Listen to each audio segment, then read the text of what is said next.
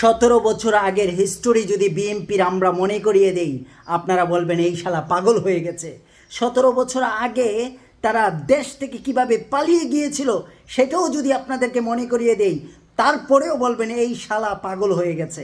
আরে ভাই, রাস্তার মোড়ে মোড়ে ক্ষেতের ভিতরে ভিতরে তারা খাম্পা ধরিয়ে দিয়ে গিয়েছিল। এটি আপনি মনে করতে পারেন আপনাকে বিদ্যুৎ দিবে, আপনার হুগায় একটি বাঁশ, হোগায় একটি খাম্পা দড়িয়ে দিয়ে গিয়েছিল। এখন আপনারা এটা মিলিয়ে দেখেন, তারা 17-18 বছর পর রাষ্ট্রের দায়িত্বে এসেছে, আমাদের হোগায় একটি বাঁশ দিয়ে গিয়েছে। গ্রামে তো বিদ্যুৎ থাকেই না, বরঞ্চ তারা এই বিদ্যুৎ নিয়ে বহুত কথাবার্তা বলতেছে। এই দেশের জনগণদেরকে আর কত ডাবিয়ে রাখবে এরা? এরাই বারবার ক্ষমতায় আসে, এরাই বারবার জনগণদেরকে কষ্ট দেয়। এই কষ্ট আর আমরা দেখতে চাই না। ভবিষ্যতে এমন কিছু দেখতে চাই যেখানে কোনো ভেদাভেদ থাকবে না, যেখানে কোনো কষ্ট এই দেশের মানুষ করবে না।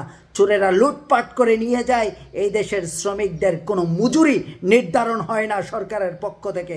এদেরকে আর আমরা দায়িত্বে দেখতে চাই না, নতুন কিছু আমরা দেখতে চাই।